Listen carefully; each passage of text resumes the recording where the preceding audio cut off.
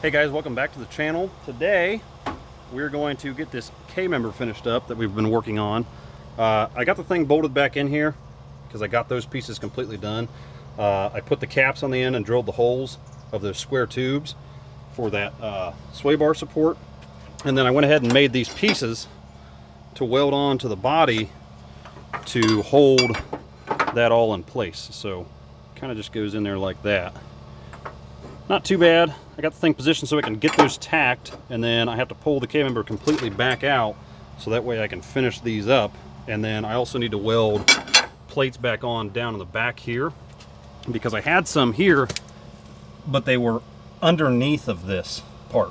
They weren't over top. So the problem was I couldn't drop the K-member straight down. I had to slide it forward and then down. So just something I kind of overlooked whenever I did the thing in the first place.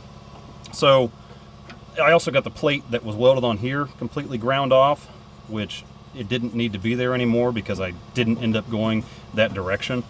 And then as you can see, the sway bar is all completely in here. So after I get everything completely done, then I can figure out what sway bar end links I'm going to need. So let's go ahead and get that all ground down, and then we'll get the pieces welded in there and try to get this K-member finished up today. I think that's about all that I'm going to be able to do.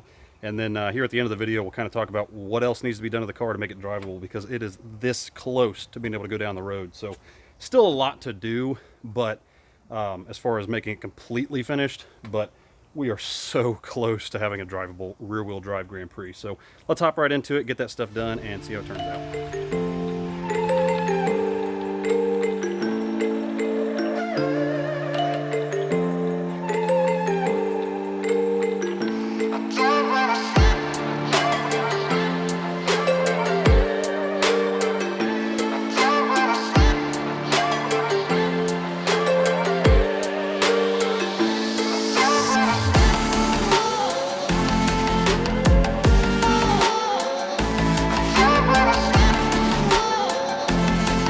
So now that we got those two welded in there, at least on the front side, we can trim down the plates for the back and get those welded in. And then I need to take the K-member out to weld the back side of these because it'll just give me a little bit more room, not having that sway bar in my way. And then I can finish up the welds back there, and we can get the K-member back in. So these welds over here didn't turn out hateful, I guess. I mean, they're a little sloppy in some spots because there's some holes that were in the body right there. And as soon as I hit them, it just burnt right through. So it made it kind of messy. But it's still solid enough. I mean, we're not going for show car quality here. I'm just going for making it solid. So let's go ahead and get those other plates ground down, and then we'll get those tacked in and get the K-member pulled out.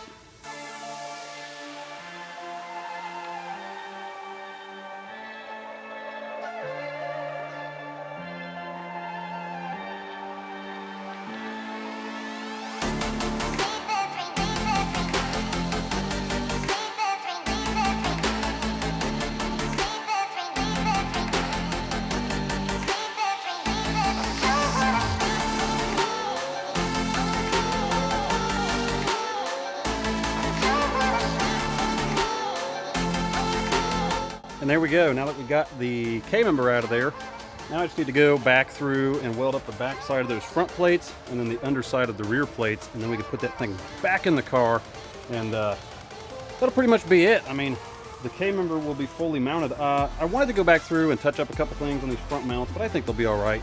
I'll probably go back through once I do the teardown in the winter before I paint everything and just kind of touch them up or add a little extra bracketing.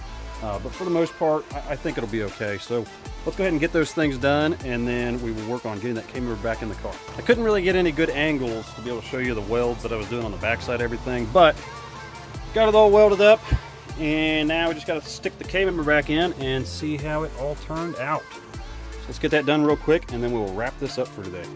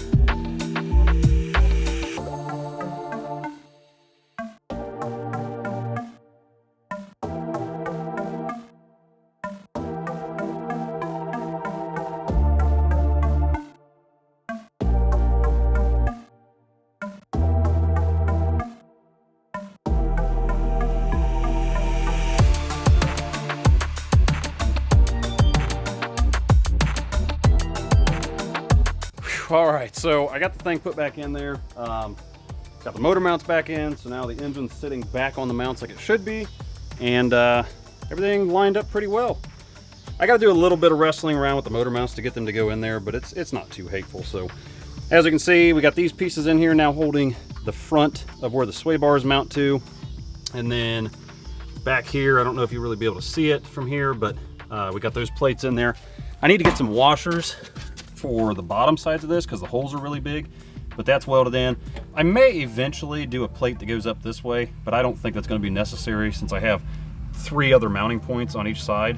So this thing should be pretty solid. I mean, that's a total of 8 connection points for this K-member, so that's not too bad. It's definitely what I wanted, and you know, I'm pretty happy with it. So now that I've got all that done, I'm gonna go ahead and clean up, but to kind of go over the rest of the things that need to be done with the car until it's drivable. I need to get some power steering lines to go from the pump to the Hydro Boost to the rack, and then we need to build an exhaust for it. I'm gonna go 2.5-inch dual exhaust. It's gonna have a X pipe or an H pipe in the middle, and then probably just some Flowmaster 40 series in the back. I haven't decided if I wanted to go with the SLP trapezoid tips or the GXP kind of dual tips that came off the Bonneville. But either way, you know, once we get the exhaust done, we get the outer tie rods need to be spaced down about 3 inches. It's another thing I need to do. And then, you know, we're getting close to wrapping it up really. So I'm excited because I mentioned this, I think in the last video, but I'm gonna be trying to take this thing to LS Fest as long as it doesn't get canceled because of all this COVID crap. So if that doesn't happen, we're gonna take it there. We're gonna do some gnarly burnouts, gonna cruise the thing around and kind of get it out there. And then over the winter, we're gonna kind of do a project of taking the thing completely apart, touching up certain areas, and then welding, you know, extra little things I wanna weld in and getting everything finalized. And then I'm probably just gonna use POR 15 and seal off everything and just get it all done at once. So either way, you know, we'll get to all that. The other thing I need to do is I still need to get a pipe for my intake here. I'm probably just gonna go with an engine cone filter. It's blue in color. I've gotten them before. They're really good filters.